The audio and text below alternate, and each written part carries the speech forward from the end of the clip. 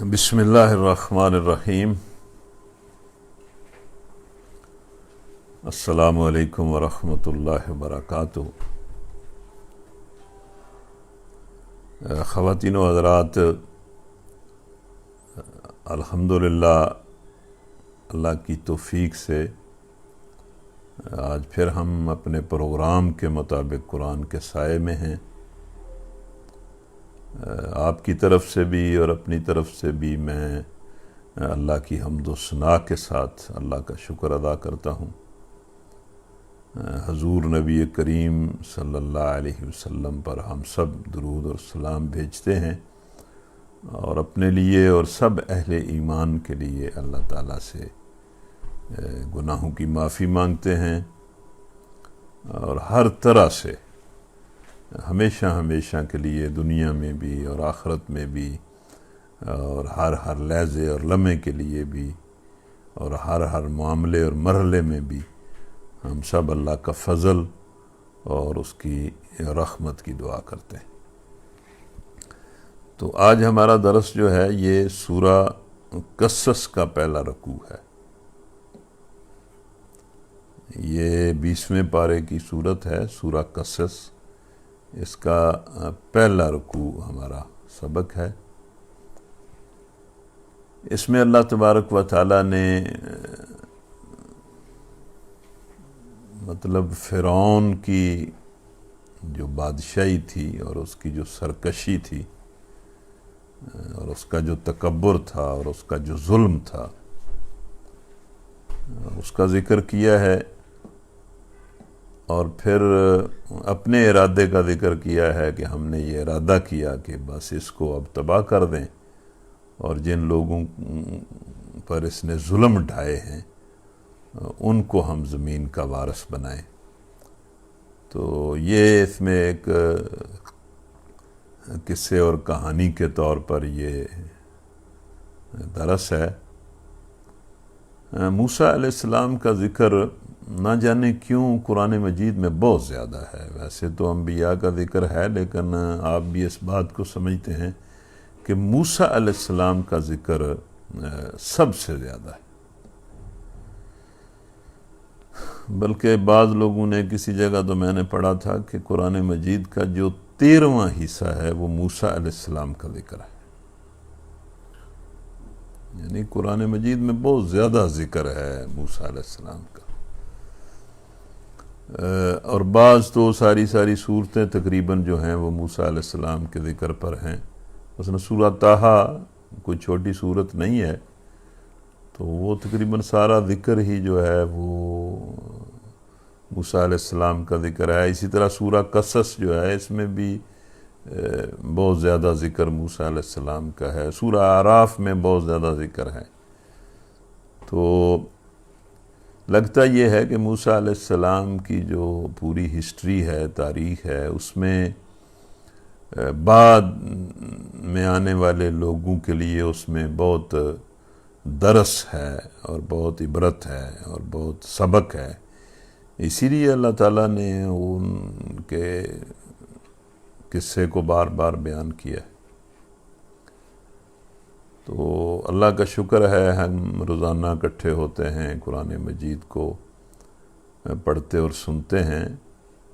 اللہ تعالیٰ ہمارے شوق میں بھی اضافہ فرمائے، ہمیں ہدایت بھی دے، برکت بھی دے۔ میں نے کل آپ سے کہا تھا کہ بہت محنت کریں اور کوشش کریں کہ بہت سارے اور لوگ بھی اس میں شریک ہوا کریں۔ آپ سب لوگ جو ہیں وہ اپنی اپنی فہرست بنائیں اور لوگوں سے رابطہ کریں اور ان کو کہیں کہ بھئی اس وقت بیٹھ کر یہ درس سنا کریں، اپنے گھر والوں کو سنایا کریں، پھر رات کا جو درس ہے وہ بھی سنا کریں۔ تو یہ ضرور کام کریں، اس کا بڑا اجر ہے، اور ظاہر ہے کچھ کرنے سے ہی کوئی کام جو ہے وہ اچھے طریقے سے ہوتا ہے۔ تو آپ سب اس میں بہت اچھے طریقے سے شریک بھی ہوں اور اس کے لیے محنت بھی کریں۔ دیکھیں 10 دن تو گزر گئے ہیں، آج 10واں روزہ ہے، اور اسی طرح دن تو گزر جائیں گے، اور اللہ نے ہمیں بہت اچھی توفیق دی ہے کہ ہم رمضان کے لمحات میں قرآن کو سیکھ رہے ہیں اور سکھا رہے ہیں، یہ بات بڑی ہی خوش نصیبی کی بات ہے۔ ہم اس پر بار بار اللہ کا شکر ادا کرتے ہیں۔ اعوذ باللہ من الشیطان الرجیم، بسم اللہ الرحمن الرحیم، طاسیم،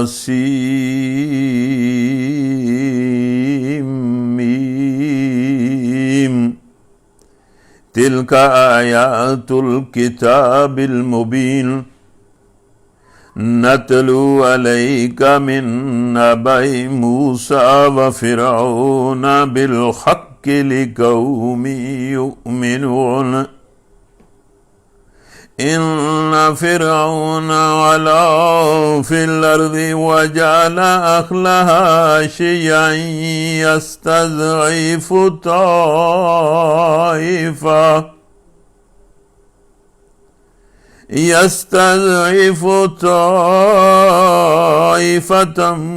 منهم يذبح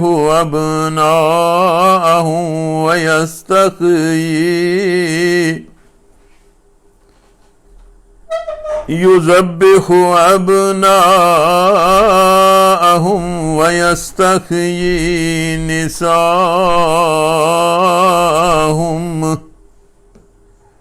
إنه كان من المفسدين، ونريد أن نمن على الذين استضعفوا في الأرض ونجعلهم أئمة ونجعلهم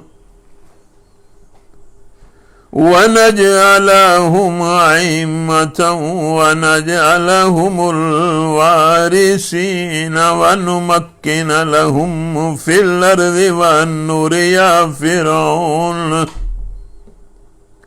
ونري فرعون وهامان وجنودهما منهم ما كانوا يحذرون، وأوحينا إلى أم موسى أن أرضيه، فإذا خفت عليه فألقيه في اليم ولا تخافي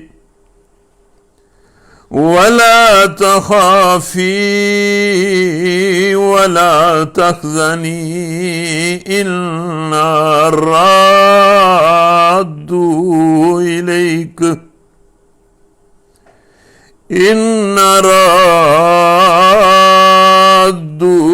إليك وجاعلوه من المرسلين،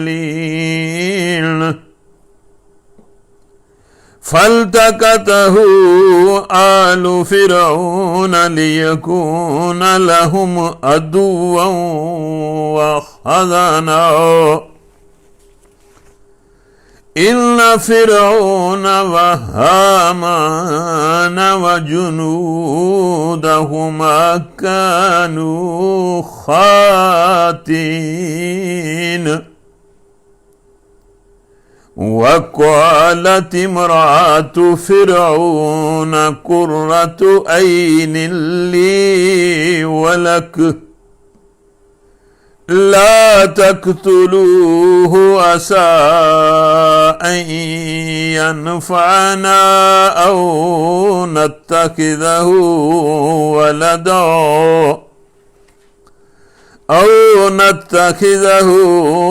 ولدا وهم لا يشعرون. وأصبح فؤاد أم موسى فارغا إن كادت لتبدي به لولا أن ربطنا على قلبها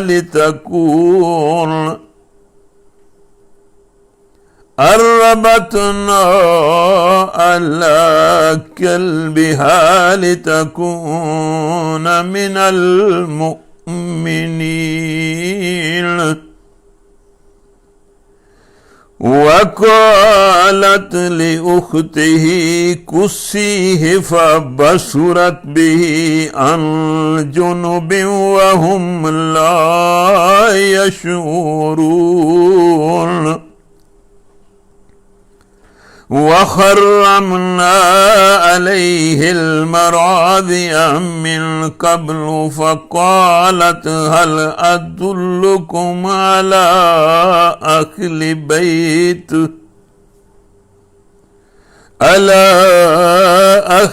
بيت يكفلونه لكم وهم له ناصحون فرددناه إلى أمه كي تقر عينها ولا تحزن ولتعلم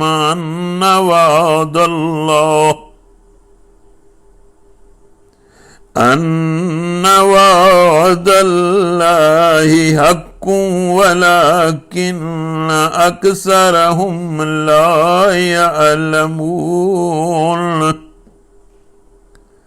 ولما بلغ أشده واستوى آتيناه حكما وعلما وكذلك نجزي المحسنين صدق اللہ العظیم۔ بس یہ انسان کی بدقسمتی ہے اور بالکل یہ اس کی زیادتی ہے اور ہٹ درمی ہے کہ وہ اس قرآن کو سن کر اس کے اللہ کے کلام ہونے کی تصدیق نہیں کرتا۔ یہ بالکل اس کی ہٹ درمی ہے، زیادتی ہے۔ اس قرآن کو سن کر سوائے اس کے بندے کا کوئی منصفانہ رد عمل نہیں ہو سکتا کہ وہ اس قرآن کو اللہ کا کلام تسلیم کر لے اور اس قرآن کے ذریعے ایمان کی دولت سے مالا مال ہو جائے اور اسی مقصد کو اپنا مقصد بنا لے جس کو قرآن نے بتایا ہے، اسی مقصد پر زندہ رہے، اسی پر مرے اور حشر کے میدان میں اللہ کے حضور سرخرو ہو جائے۔ اس قرآن کا تو لفظ یہ بالکل پکار رہا ہے کہ یہ تنزیل من رب العالمین ہے۔ تو یہ مطلب ایک یہ بھی جو ہم نے آج حصہ پڑھا ہے یہ بھی ایک کہانی کی شکل ہے، اور یہ ظاہر ہے بالکل یہ ہم سب لوگ جانتے ہیں کہ کہانی میں زیادہ درس ہوتا ہے اور زیادہ اثر ہوتا ہے،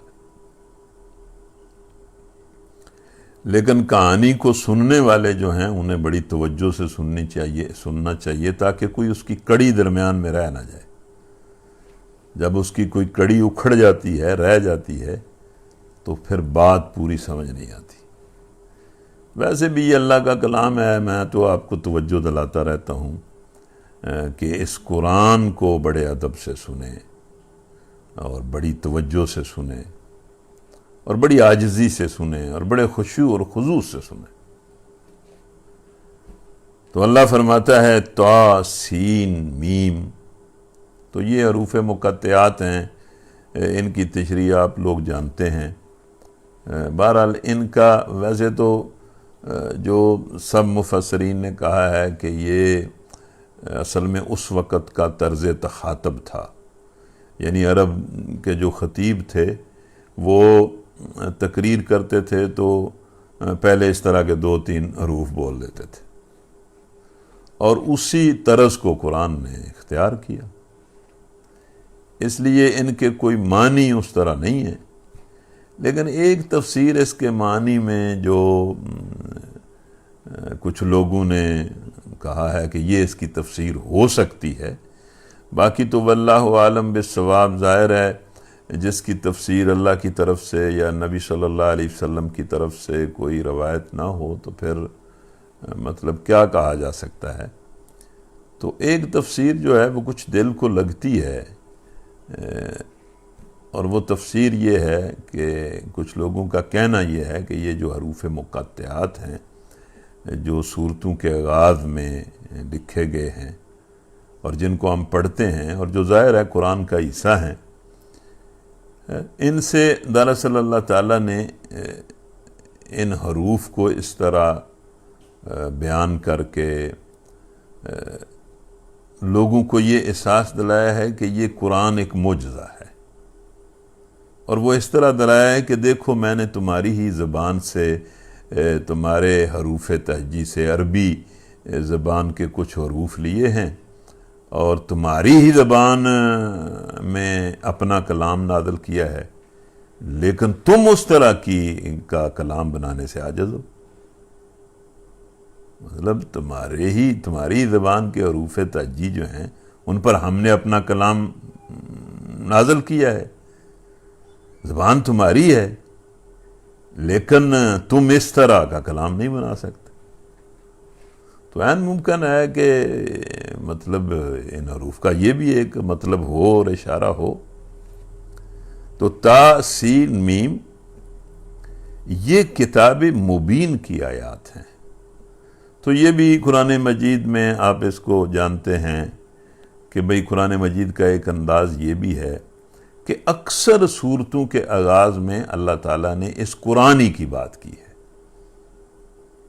اسی کی کوئی نہ کوئی صفت، اسی کی کوئی نہ کوئی بات جو ہے وہ اللہ نے کی ہے۔ جس طرح پہلی ہی سورہ فاتحہ کے بعد جو پہلی سورت ہے اس میں کیا ہے؟ الف لام میم ذالک الکتاب لا ریب فیہ، کہ یہ وہ کتاب ہے جس میں کوئی شک نہیں۔ اور مطلب اکثر صورتیں آپ پڑھیں گے تو ان کا جو پہلا جملہ ہے وہ اس جملے میں اس قرآن کی کوئی نہ کوئی صفت بیان کی ہے۔ یہاں بھی اللہ نے کہا کہ یہ جو کتاب ہے یہ بڑی واضح کتاب ہے، اس کی یہ بہت بڑی صفت ہے کہ اس میں جو بات کہی گئی ہے بڑی 2 جمع 2 4 کی طرح ہے، اس میں کوئی مطلب ایسی چیز نہیں ہے جو سننے والے کو سمجھنا ہے۔ یہ بیک وقت یہ اس کتاب کا معجزہ ہی ہے کہ بیک وقت ایک بندہ پی ایچ ڈی ہے، بہت بڑا سائنسدان ہے، بہت زیادہ مطلب ہے کہ علوم کا ماہر ہے، وہ بھی اس کتاب کو اسی طرح ہی سمجھ لیتا ہے، اور بالکل ایک آدمی جو ان پڑھ ہے، بدو ہے، سادہ ہے، بکریاں چرانے والا آدمی ہے، وہ بھی اسی طرح سمجھ لیتا ہے۔ تو یہ بھی اس مطلب ہے کہ قرآن مجید کا کمال ہے۔ تو اللہ نے کہا کہ یہ جو آیتیں ہم تمہیں سنا رہے ہیں یہ بڑی واضح کتاب کی آیتیں ہیں۔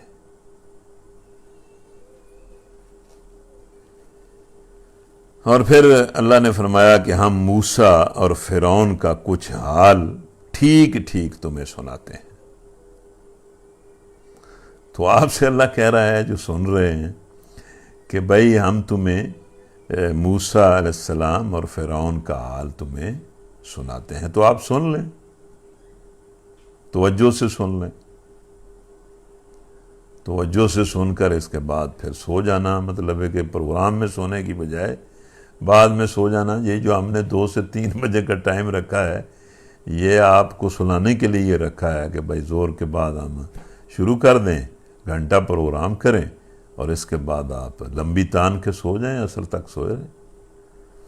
تو اس وقت آپ لوگ جو سن رہے ہیں وہ چونکہ اللہ فرما رہا ہے کہ ہم موسیٰ علیہ السلام کا اور فرعون کا کچھ حال ٹھیک ٹھیک تمہیں سناتے ہیں، اللہ سنا رہا ہے نا ہمیں، تو جو بات اللہ سنا رہا اسے تو بڑی توجہ سے سننا چاہیے۔ سنانے والوں میں سے سب سے اچھا تو اللہ ہی سنانے والا ہے، اس سے اچھا سنانے والا کون ہو سکتا ہے؟ تو جو لوگ بھی سن رہے ہیں وہ اس کو بڑے اچھے طریقے سے سنیں۔ اور ساتھ ہی وہ یہ بھی کہتا ہے، دیکھیں نا، میں تو آپ کو کہتا رہتا ہوں کہ یہ جو سننے سنانے کا عمل ہے، اس کے فائدے کا تعلق زیادہ سننے والے سے ہے۔ یہی بات اللہ نے کی یہاں کہ بھئی ہم موسیٰ علیہ السلام اور فرعون کا کچھ حال تمہیں ٹھیک ٹھیک سناتے ہیں ایسے لوگوں کے فائدے کے لیے جو ایمان لائیں۔ ایمان لانے سے مراد یہاں یہ بھی ہو سکتا ہے کہ جس بات کی طرف ہم ایمان لانے کی دعوت دے رہے ہیں اس پر ایمان لائیں، اور خاص طور پر یہاں اس کا مطلب یہ ہے کہ وہ لوگ اس سے بڑا فائدہ اٹھائیں گے اس قصے سے، فرعون اور موسیٰ علیہ السلام کے قصے سے، جو اس کو تسلیم کریں گے کہ یہ حق ہے، یہ ٹھیک قصہ ہے۔ ان کے لیے اس میں بڑا فائدہ ہے۔ اور ظاہر ہے ہم تو ایمان رکھتے ہیں کہ یہ اللہ تعالیٰ سنا رہا ہے، تو یہ بالکل اسی طرح ہے جس طرح اللہ سنا رہا ہے۔ تو جو لوگ اس بات کو تسلیم کریں گے وہ اس سے بہت فائدہ اٹھائیں گے، جس طرح ہم اپنی زبان میں بھی یہ کہتے ہیں کہ یار میری یہ بات سنو، اگر تم اس کو مان لو تو تمہیں بڑا فائدہ ہوگا، اگر تم اسے سچ جانو تو تمہیں بڑا فائدہ ہوگا۔ تو یہی اللہ فرما رہا ہے کہ اس کا بڑا فائدہ ہوگا اس بندے کو جو اس کو حق جانے۔ اس کے بعد پھر اللہ تعالیٰ بات شروع کر دیتا ہے اور فرماتا ہے کہ واقعہ یہ ہے کہ فرعون نے زمین میں سرکشی کی۔ لفظ یہ ہیں علا فی الارض، اس نے ہماری زمین میں سر اٹھایا، بغاوت کی، تکبر کیا، اتنا بڑا بن بیٹھا کہ اس نے خدائی کا دعویٰ کیا۔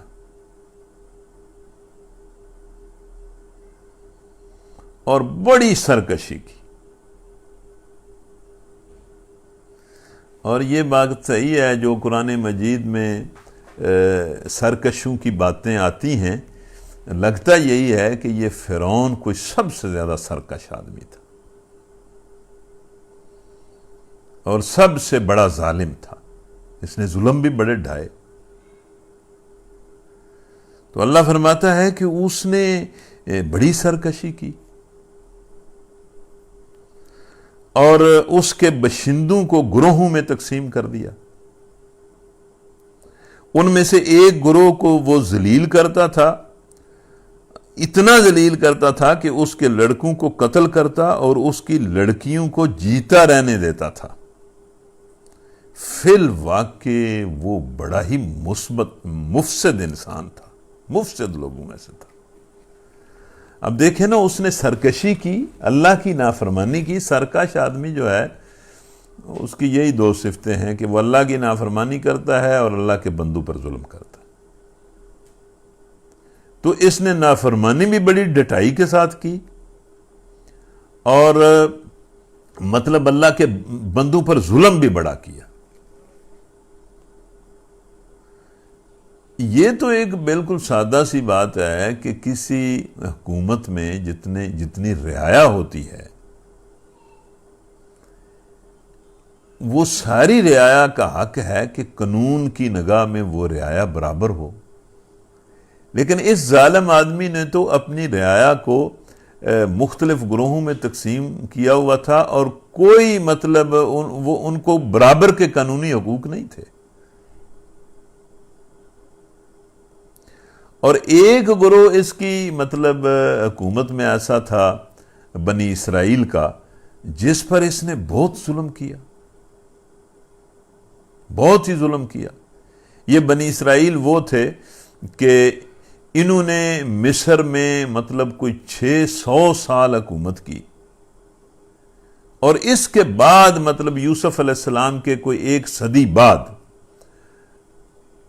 مطلب یہ کوئی وہاں کی کوئی نسلی بنیاد پر ایک بغاوت ہوئی اور قبطی خاندان جو ہے اس نے مصر پر حکومت کر لیا۔ یہ قبطی خاندان کا ہی بندہ تھا فرعون، اور انہوں نے پھر چونکہ بنی اسرائیل سے حکومت لی تھی تو انہوں نے بنی اسرائیل کو بہت ہی ان پر ظلم کیا۔ حکومت حاصل کرنے کے بعد پہلے ان اسرائیلیوں سے انہوں نے ساری جائیدادیں جو ہیں وہ چھین لیں، ان کے گھر چھین لیے، ان کو بالکل ہی مطلب ہے کہ معاشی لحاظ سے بہت کمزور کر دیا، پھر ان کو بالکل ایسا طبقہ بنا دیا کہ ان سے مزدوری کا وہ کام لیتے تھے قبطی لوگ، بڑے جو حقیر کام تھے، کھیتوں میں ان سے کام لیتے اور مزدوری کا ان سے جو ہے وہ کام لیتے تھے، تو اینٹ گارے کا ان سے کام لیتے تھے، اور پھر بھی انہیں یہ تھا کہ بھئی یہ قوم چونکہ 5-6 صدیاں یہاں پر حکومت کرتی رہی ہے، تو کہیں مطلب ایسا نہ ہو کہ یہ پھر طاقت نہ پکڑ جائیں اور پھر ہم سے حکومت نہ چھین لیں، اور اس خوف کی وجہ سے انہوں نے یہ بھی کرنا شروع کر دیا کہ بنی اسرائیل کے لڑکوں کو ذبح کرنا شروع کر دیا، اور لڑکوں کو جو ہے وہ لڑکیوں کو زندہ چھوڑنا شروع کر دیا، اور ان لڑکیوں کو اپنے گھروں میں کنیزیں بنایا اور ان سے بھی ہر طرح کی خدمتیں لی، مطلب ہے کہ ظلم کی انتہا کر دی، نسل کشی کی، مطلب تاریخ میں شاید ہی اس طرح کی نسل کشی کسی نے کی ہو، اس طرح نسل کو برباد کیا۔ تو اللہ تعالیٰ کہتا ہے کہ بہت ہی سرکش تھا، بہت ہی ظالم تھا، اور اس نے مطلب اپنی رعایا کو گروہوں میں تقسیم کر رکھا تھا، اور کوئی مطلب لوگوں کے ساتھ وہ برابری کا سلوک نہیں کرتا تھا، بلکہ ظلم کرتا تھا، اور بنی اسرائیل پر اس نے بہت زیادہ ظلم کیا۔ لیکن ان حالات میں دیکھیں ہوتا تو وہ ہے جو اللہ چاہتا ہے، اور اللہ یہی قرآن میں سمجھاتا ہے کہ بھئی یہ جو تمہیں آزادیاں دی گئی ہیں، اب فرعون کو جو آزادی اللہ نے دی کہ اس نے اتنے ظلم ڈھائے، تو کیا وہ اللہ سے بڑھ کر یہ ظلم کر رہا تھا؟ اللہ کی دی ہوئی ڈھیل سے ہی کر رہا تھا، جتنی دیر تک اللہ نے ڈھیل دی وہ ظلم کرتا رہا، جب اللہ تعالیٰ نے ارادہ کیا تو اللہ تعالیٰ نے اٹھا کر پھینک دیا، اور قوم سمیت پھینک دیا۔ تو یہ تو آزمائش ہے، یہ زندگی آزمائش کی ہے، اور ہر بندہ ہی آزمائش میں ہے، میں اور آپ بھی آزمائش میں ہیں۔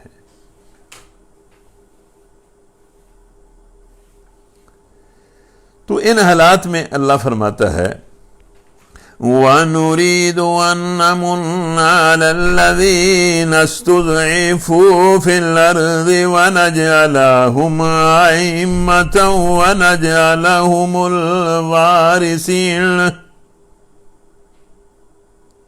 وَنُمَكِّنَ لَهُمْ فِي الْأَرْضِ وَنُرِيَ فِرْعَوْنَ وَهَامَانَ وَجُنُودَهُمَا مِنْهُمْ مَا كَانُوا يَحْذَرُونَ۔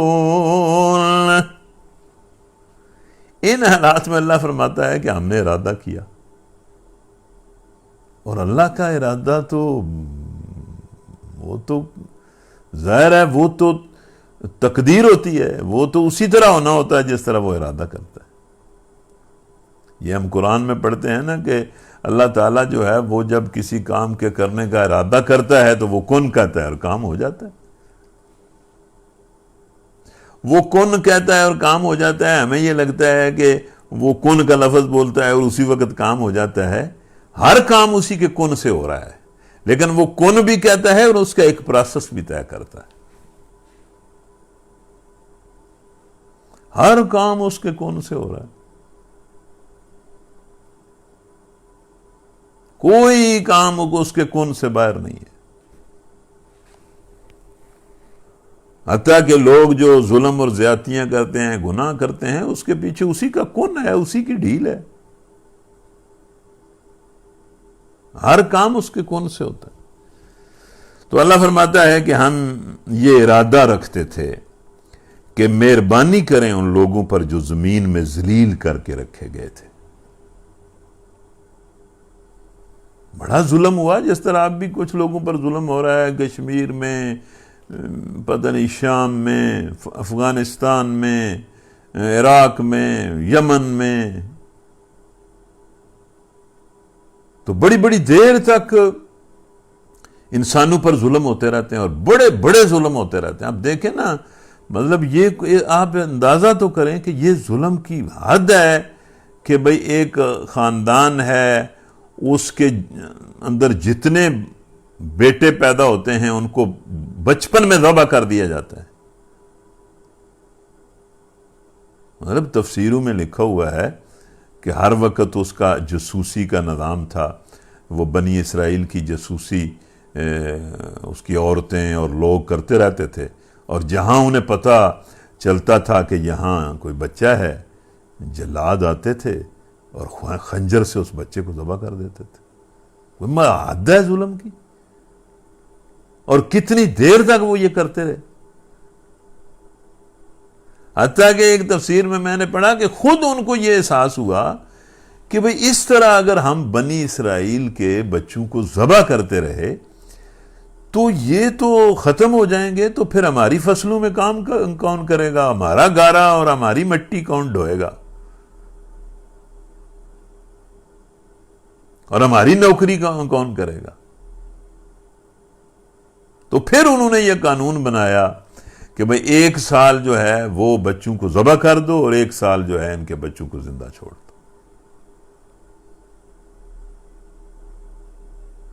یہ جو اس طرح کے کام ہوتے ہیں، اور اللہ تعالیٰ ان ظالموں کو یہ بھی ڈھیل دے دیتا ہے، یہ بھی آخرت کے سچ ہونے کی دلیل ہے کہ یہ دنیا بہرحال دنیا کے لیے نہیں ہے، بالکل اس کا انجام ہوگا اور جزا اور سزا ہوگی. تو اللہ فرماتا ہے کہ ہم یہ ارادہ رکھتے تھے کہ جن پر اتنا ظلم ہوا ہے ان پر مہربانی کریں، اور مہربانی بھی اس طرح کریں کہ جن پر اتنا ظلم ہوا کہ ان کے بچے ذبح کیے گئے اور ان کی بچیوں سے کام لیا گیا، انہیں پیشوا بنا دیں، دنیا کا رہنما ان لوگوں کو بنا دیں.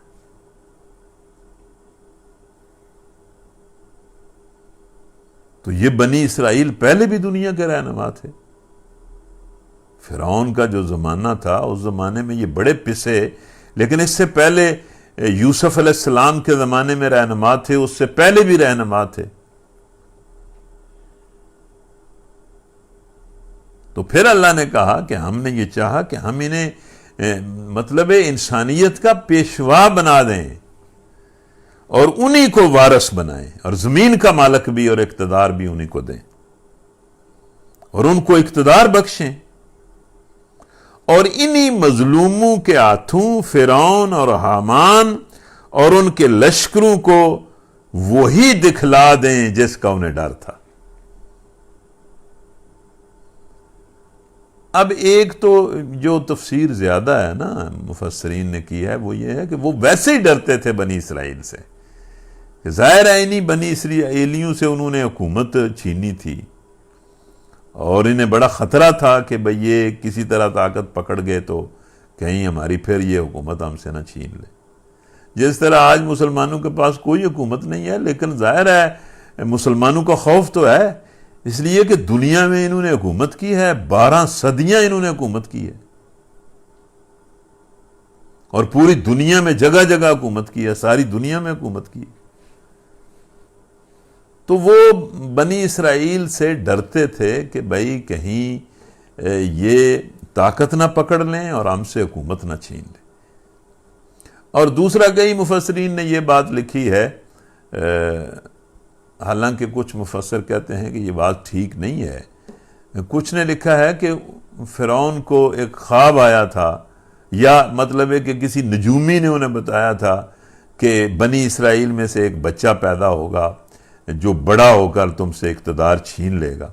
تو وہ اس نجومی کی اس بات، اس پیش گوئی کی وجہ سے وہ بچے ذبح کرتا تھا. ہو سکتا ہے یہ بات بھی ٹھیک ہو. تو اللہ فرماتا ہے کہ ہم نے ارادہ کیا کہ ان مظلوموں پر مہربانی کریں، इनको पेशवा बना दें और इन्हीं को वारस और मालक बना दें जमीन का, और इन्हीं को इख्तिदार और हुकूमत बख्शें, और इनके हाथों फिरौन और हामान और उनकी फौजों को वो कुछ दिखा दें जिससे वो डरते थे। और कमाल है, इस काम को अल्लाह ने शुरू कहां से किया और किस तरह किया।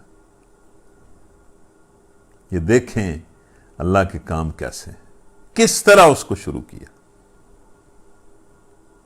वअौहैना इला उम्मि मूसा अन अर्ज़िही फ़इज़ा ख़िफ़्ति अलैहि फ़अल्क़ीहि फ़िल यम्मि वला तख़ाफ़ी वला तहज़नी इन्ना राउद्दूहु इलैके वजाइलूहु मिनल मुरसलीन। शुरू यहां से किया कि बनी इसराइल की औरत के घर एक बच्चा पैदा हुआ।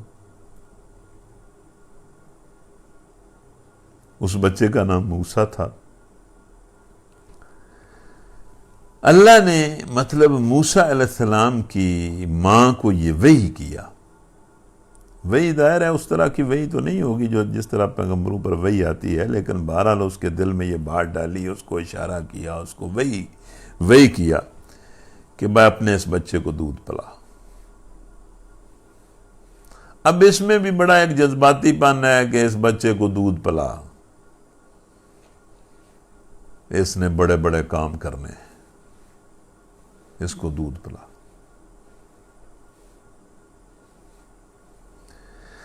और साथ ही कहा कि जब तू इसके बारे में डरे, तुझे खौफ हो कि इसको तो कत्ल कर देंगे फिरौनी, वो आ जाएं और तुझे लगे भाई ये तो मेरा बच्चा कत्ल हो जाएगा, कत्ल तो कर देंगे, तो तू इसको किसी डब्बे में डालना और इसको दरिया में फेंक देना, समुद्र में फेंक देना, और बिल्कुल खौफ ना खाना, गम ना करना, हम इसको तुझ तक वापस भी लौटाएंगे, ये तेरे ही पास आएगा, और हम तुझे बता देते हैं कि ये रसूलों में से है।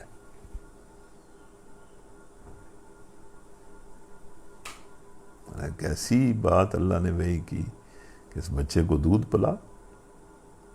जब इसके बारे में तुझे खौफ हो कि मेरा बच्चा तो ज़िबा हो रहा है, तो इसको दरिया में फेंक दे और ना डर, गम ना कर, ये तेरी तरफ आ जाएगा और ये रसूलों में से होगा।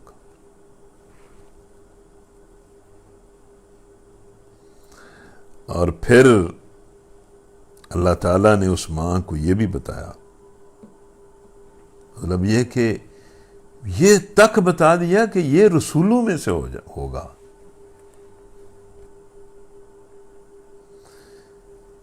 और यही हुआ, मतलब ये कोई मुफस्सिरीन ने लिखा है कि वो 3 महीने तक छुप छुपा कर वो मां जो है वो दूध पिलाती रही।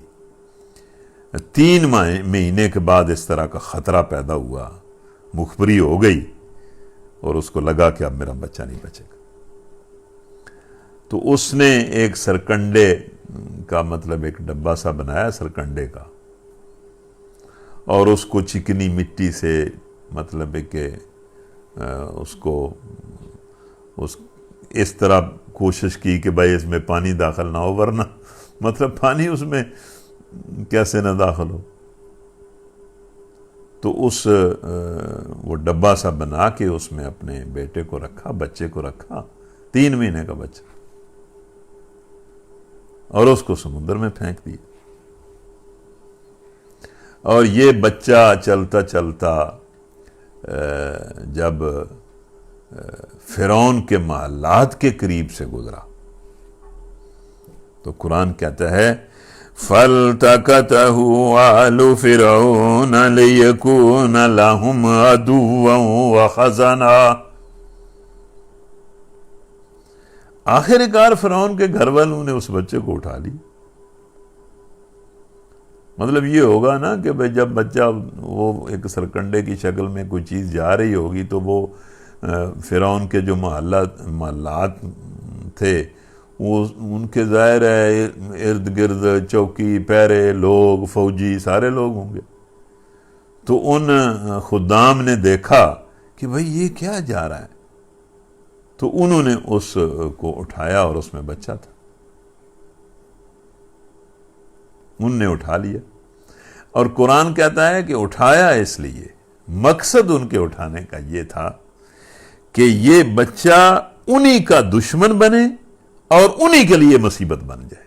لیکن اس کا انہوں کو پتہ تو نہیں تھا، اٹھایا تو انہوں نے اسی لیے، تقدیر تو یہی تھی، پیچھے فیصلہ تو یہی تھا کہ یہ بچہ ان کے لیے رنج کا، مصیبت کا سبب بنے گا اور ان کا دشمن ہوگا. لیکن انہیں تو اس کا کوئی ادراک نہیں تھا.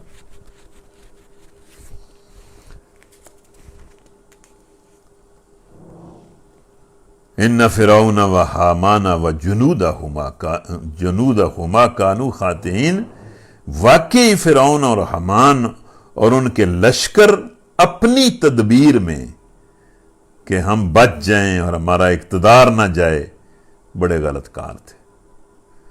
مطلب غلط کار اس لیے تھے کہ کسی کی تدبیر اللہ کی تقدیر کا مقابلہ کر سکتی ہے؟ کسی کی تدبیر اللہ کی تقدیر کا مقابلہ نہیں کر سکتی.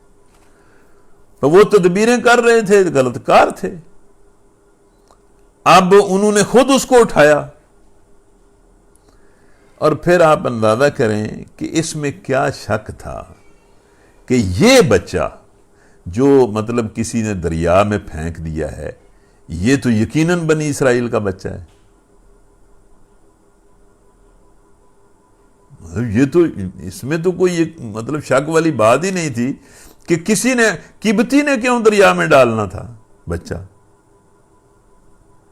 مطلب کلیئر بات تھی کہ چونکہ بنی اسرائیل کے بچے ذبح کیے جاتے تھے تو کسی ماں نے اس کو 3 مہینے سنبھالا ہے اور جب اسے خوف ہوا ہے تو اس نے پھینک دیے دریا میں. تو اس کے بنی اسرائیلی بچہ ہونے کے باوجود، مطلب ہے کہ انہیں یقین ہونے کے باوجود بچہ پھر بھی بچ گیا، اور بچہ ان کے گھر میں پلا، محل میں پلا. اس لیے بچ گیا، اس لیے ان کے محل میں پلا کہ اللہ کا یہ فیصلہ تھا، اور اللہ جو ہے وہ اپنے فیصلے پر قادر ہے. اور بات جو اللہ بیان کر رہا ہے وہ یہ ہے، وَقَالَتِ امْرَأَتُ فِرْعَوْنَ قُرَّةُ عَيْنٍ لِّي وَلَكَ لَا تَقْتُلُوهُ عَسَىٰ أَن يَنفَعَنَا أَوْ نَتَّخِذَهُ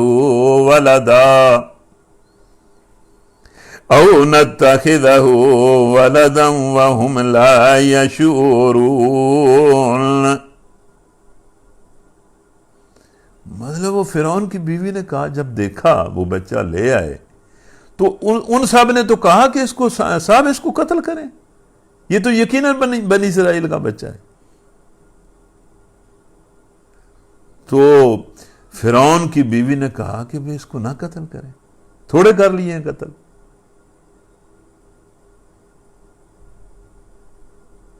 اس کو اپنا بیٹا بنا لیں، ہو سکتا ہے یہ ہماری آنکھوں کی ٹھنڈک ہو اور ہمارے لیے مفید ثابت ہو.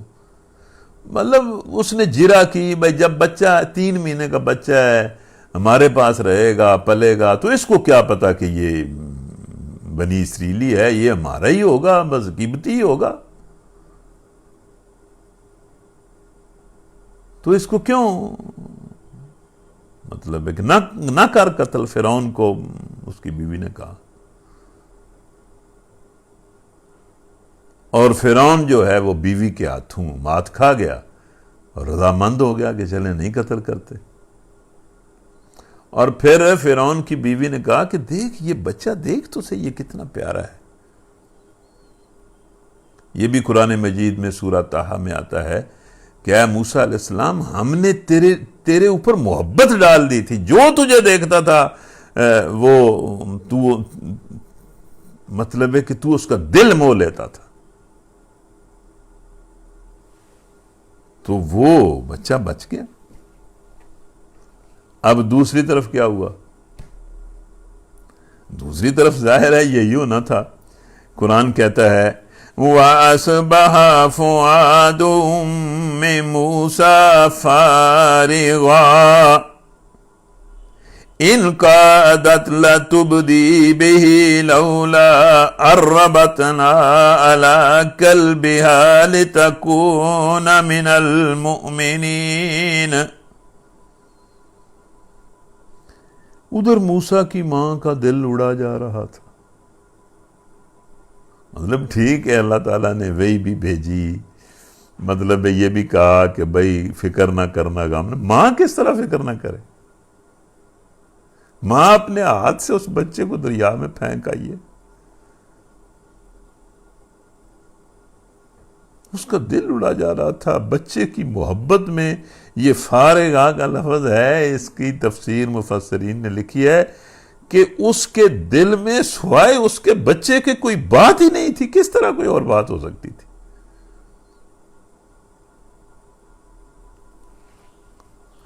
اور بڑی مطلب ہے کہ ہم نے اسے سہارا دیا، ورنہ وہ اس راز کو اگل دیتی.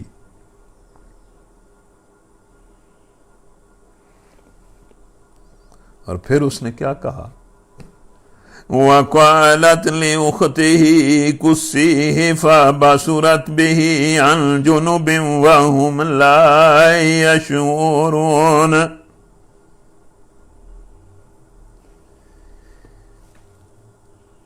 اس کی ماں نے اس بچے کی بہن سے کہا. اس بچے کی ایک بہن تھی جو بڑی تھی، جس کی عمر کوئی 10-12 سال تھی، اور ایک اس کا بڑا بھائی تھا جس کا نام ہارون تھا. موسیٰ اور ہارون، ان کو بھی اللہ تعالیٰ نے نبی بنایا، لیکن وہ عمر میں بڑے تھے. وہ ہو سکتا ہے اس سال پیدا ہوئے ہوں جس سال وہ بچوں کو نہیں مارتے تھے، اور موسیٰ اس سال پیدا ہوئے ہوں جس سال وہ مارتے تھے. مطلب یہ بھی تو ابھی ہم نے تفسیر میں یہ پڑھا ہے نا کہ انہوں نے مار کے بچے خود یہ فیصلہ کیا کہ اگر ہم نے اس طرح مارے تو ہماری خدمت کون کرے گا اور ہمارے کھیتوں میں کام کون کرے گا. تو انہوں نے یہ قانون بنا دیا کہ 1 سال مارو اور 1 سال زندہ رکھو. تو ہو سکتا ہے کہ ہارون جو ہیں وہ اس سال پیدا ہوئے ہوں جس سال وہ نہیں، مطلب ہے کہ وہ باری ہو بچوں کو زندہ رکھنے کی، اور موسیٰ علیہ السلام اس سال پیدا ہوئے ہوں جس سال وہ بچوں کو انہوں نے قتل کرنا تھا. تو بہرحال یہ بہن 10-12 سال کی تھی، پھر اس سے چھوٹے ہارون تھے، پھر اس سے چھوٹے یہ موسیٰ علیہ السلام تھے. تو بہن سے ماں نے کہا کہ بھائی یہ اپنے بھائی کے پیچھے پیچھے جا.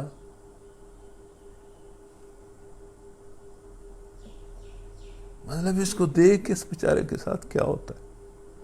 اب 10-12 سال کی بچی پتہ نہیں وہ دریا کے کنارے کس طرح اپنے بھائی کو دیکھتی ہے، کس طرح ساتھ جاتی ہے.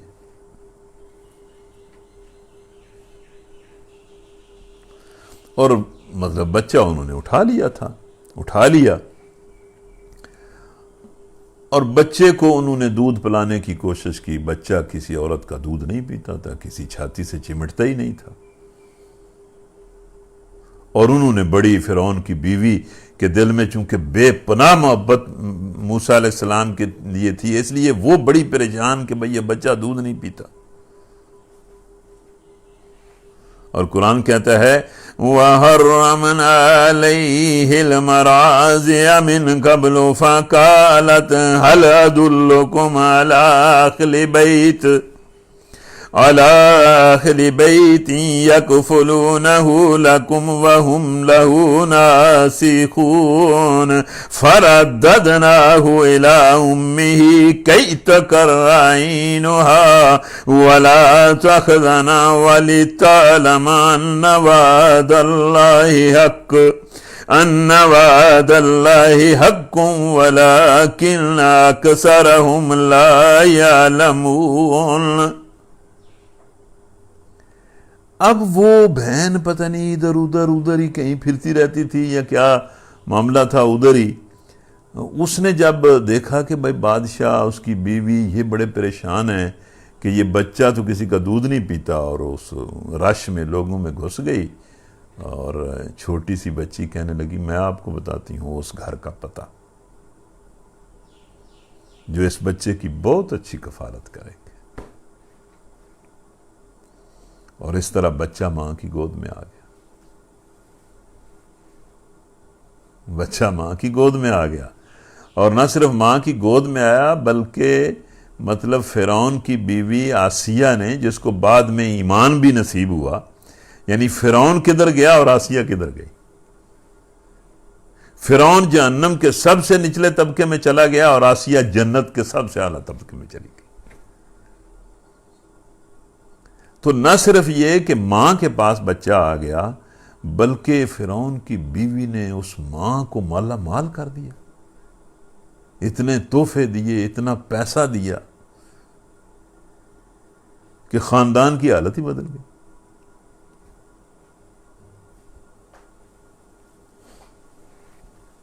اس طرح ہم موسیٰ کو اس کی ماں کے پاس پلٹا لائے تاکہ اس کی آنکھیں ٹھنڈی ہوں اور وہ غمگین نہ ہو، اور جان لے کہ اللہ کا وعدہ سچا تھا، اور اللہ کا ہر وعدہ سچا ہے۔ یہاں مطلب ہمیں بھی سوچنا چاہیے کہ اللہ تعالیٰ نے جو وعدہ کیا ہے وہ سچا ہے۔ تو رکوع تو یہاں ختم ہو جاتا ہے، لیکن مطلب اس میں بہت سارے سبق ہیں، اور وہ سبق بھی آپ نے لے لیے ہوں گے، آپ کو مل گئے ہوں گے، لیکن ایک چیز آپ نے دیکھی کہ اللہ تعالیٰ جب کام کرتا ہے تو کس طرح کرتا ہے، کہ دنیا کے سب سے بڑے ظالم اور جابر کا سر کچلنے کے لیے، اور دنیا میں سب سے بڑا انقلاب برپا کرنے کے لیے اللہ تعالیٰ نے آغاز کے طور پر 3 عورتوں سے کام لیا۔ کہتے ہیں نا عورتیں کمزور ہوتی ہیں، عورتوں کا کیا ہے؟ یعنی دنیا کا سب سے بڑا جو انقلاب ہے اس کا آغاز کس نے کیا؟ اس کا آغاز 3 عورتوں نے کیا۔ میں مطلب جب اس قصے کو پڑھتا ہوں تو اپنی بہنوں اور بیٹیوں کو کہتا ہوں کہ فخر کریں اپنے آپ پر۔ آپ نے بھی تاریخ میں بڑے بڑے کام کیے، بڑے بڑے کام کیے، اتنے بڑے بڑے کام کیے ہیں کہ مردوں کے کارناموں کو بھی تم نے مطلب ہے کہ تم نے دنگ کر دیا ہے، تاریخ کو حیران کر دیا۔ تو اب 3 عورتیں، سب سے پہلے آغاز جو ہوا تو اللہ کہتا ہے کہ ہم نے موسیٰ کی ماں کو کہا کہ اس کو دودھ پلا، اور پہلی خدمت تو موسیٰ علیہ السلام کی سی ماں نے کی، دودھ پلایا، پتہ نہیں کس طرح اس کے 3 مہینے گزارے، پھر کس حوصلے کے ساتھ اس کو اللہ کے اشارے پر دریا میں پھینک دیا، پھر وہ 12 سال کی بچی اس انسانیت کے بہت بڑے قائد کی حفاظت کرتی ہے اور دیکھتی ہے کہ یہ دنیا کا لیڈر کدھر کدھر جاتا ہے، کس طرح وہ بچی جو اپنے بھائی کو دیکھتی ہے اور حفاظت کرتی ہے۔ اور پھر تیسری عورت فرعون کی بیوی، جس نے فرعون کے ظالم دل کو بھی موم کر دیا، اور اس نے کہا کہ یہ بچہ ذبح کرنے کے قابل نہیں ہے، یہ بچہ تجھے ذبح کرے گا،